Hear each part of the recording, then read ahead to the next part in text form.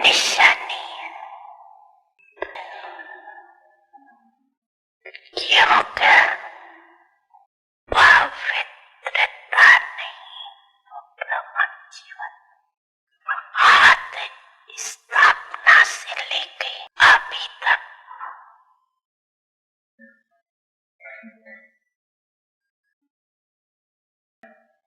पवित्रता के प्रति विघ्न पड़ते हैं, क्योंकि पवित्रता का फाउंडेशन 21 जन्मों का फाउंडेशन।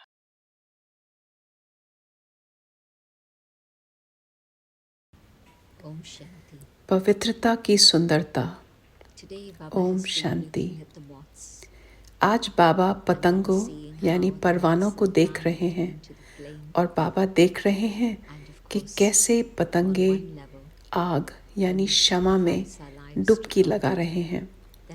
और निश्चित रूप से एक स्तर पर जब हम अपने जीवन को भगवान के लिए बलिदान करते हैं तो भगवान से बदले में पवित्रता का उपहार मिलता है। और बाबा पवित्रता के सौंदर्य की बात कर रहे थे और बाबा टिप्पणी कर रहे थे कि कैसे वृत्ति, चेतना और जागरूकता बदल जाती है और इसलिए दूसरों के प्रति दृष्टि बदल जाती है।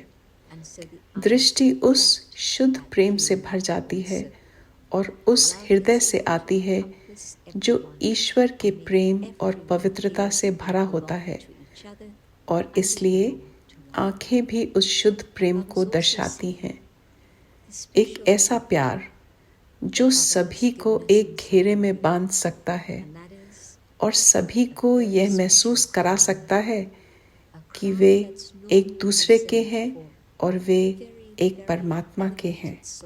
और बाबा ने संगम युग में जो विशेष उपहार हमें दिया है उसे भी बाबा देख रहे हैं, और वह एक बहुत ही विशेष मुकुट है जो सामान्य रूप से बहुत उच्च आत्माओं के लिए आरक्षित यानी रिजर्व्ड होता है। कलयुग में हम देखते हैं कि वो आत्माएं बहुत ऊंची हैं और वह या तो संत या पैगंबर या धर्म के स्थापक हैं, और वह है हेलो जो पवित्रता का ताज या प्रकाश का ताज है।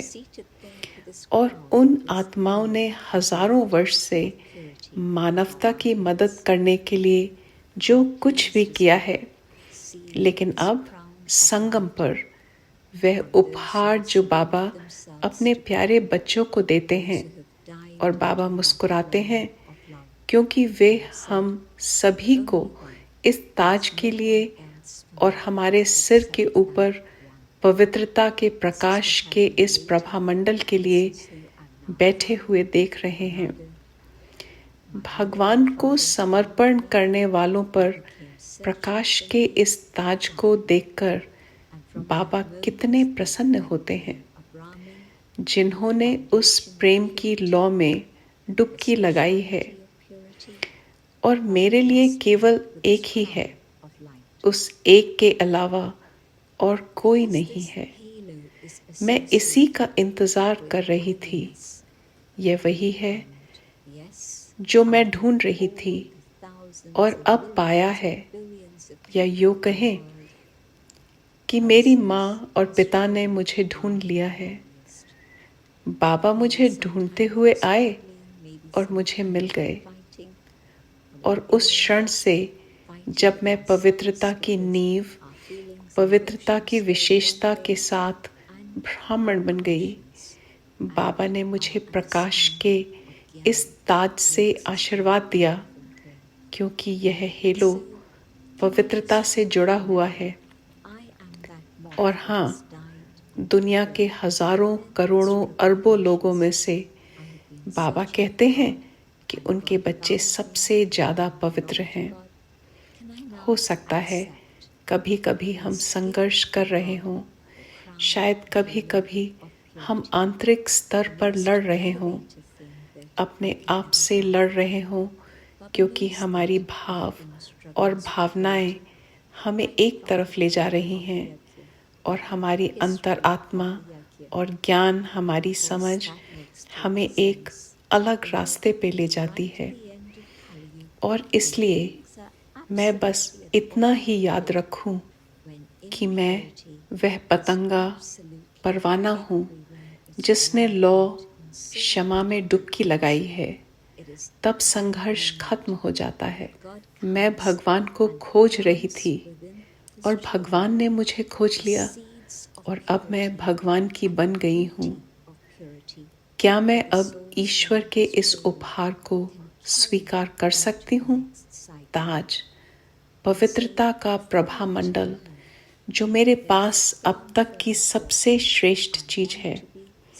बाबा जानते हैं, पवित्रता के लिए आदि से ही यज्ञ में संघर्ष होता आया है, यज्ञ के पूरे इतिहास में।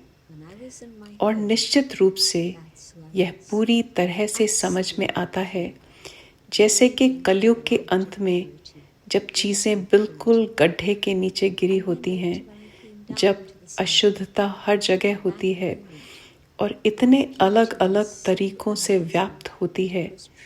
यह उस समय होता है जब भगवान आकर अपने बच्चों के भीतर पवित्रता और पवित्रता की सुंदरता के बीज बोते हैं, जो वो आत्माएं जो परमात्मा के बच्चे हैं अगले चक्र में अपने साथ ले जाते हैं। और इसलिए हमारे घर लौटने से पहले एक दृढ़ विचार है कि मैं सतो प्रधान पूरी तरह से शुद्ध बनना चाहती हूँ। और शायद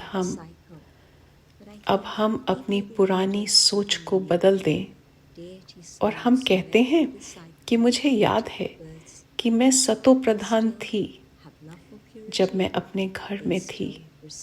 मैं वही थी, बिल्कुल शुद्ध, पवित्रता के प्रकाश से, पवित्रता के सौंदर्य से दीप्तिमान।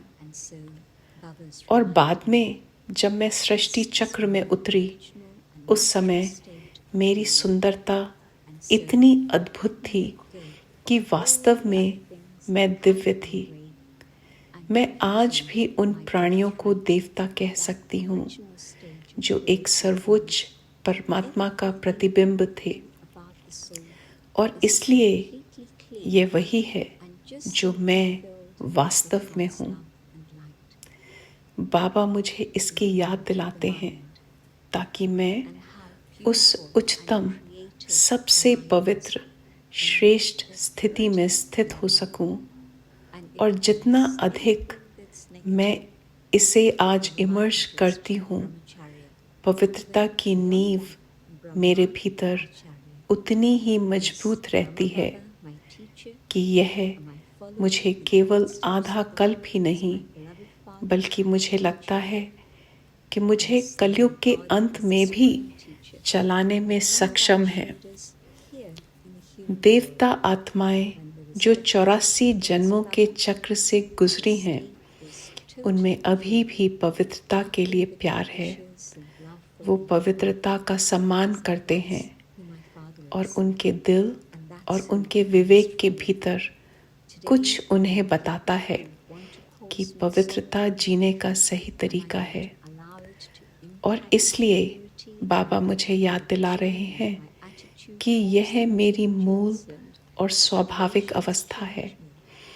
और इसलिए मुझे रास्ते में आने वाली अन्य सभी चीज़ों को छोड़ देना चाहिए और पवित्रता के उस मूल चरण के अपने जन्म सिद्ध अधिकार को पुनः प्राप्त करना चाहिए, जिसमें आत्मा के बारे में सब कुछ पूरी तरह से साफ है और सिर्फ एकमात्र परमात्मा के प्रेम और प्रकाश से भरा हुआ है।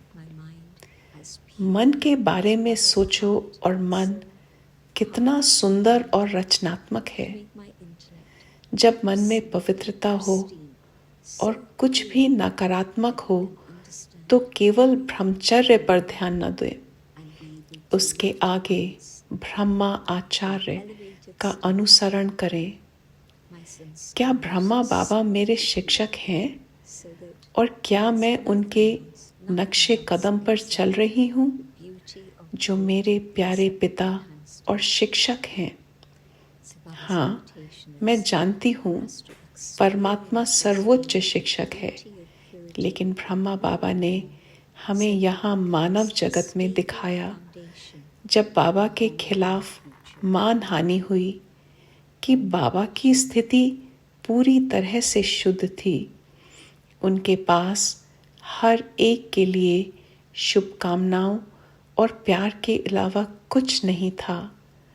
तो यही मेरे पिता हैं और मुझे उन्हीं का अनुसरण करना चाहिए।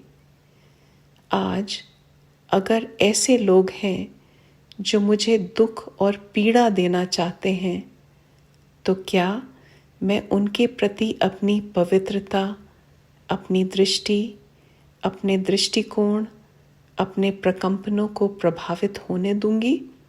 नहीं, मुझे नहीं लगता कि मैं इसे होते हुए देखूंगी। तो मेरी मन और बुद्धि को बाबा की मन और बुद्धि के समान पवित्र बनाना होगा। मेरी बुद्धि को बिल्कुल पूर्वकालीन पवित्र और इतना स्पष्ट बनाना होगा कि वह एक पल में सब कुछ समझ सके और दूसरों को एक उच्च अवस्था तक ले जा सके। मेरे संस्कार साफ सुथरे हों, इतने अच्छे हों कि सतो प्रधान अवस्था में मेरे अंदर पवित्रता की सुंदरता के अलावा और कुछ भी नहीं हो। तो बाबा का निमंत्रण है कि हम पवित्रता की सुंदरता के इस चरण का अधिक से अधिक अनुभव करें, ताकि यह मेरे पूरे भविष्य के लिए एक स्थिर नींव बन जाए। ओम शांति।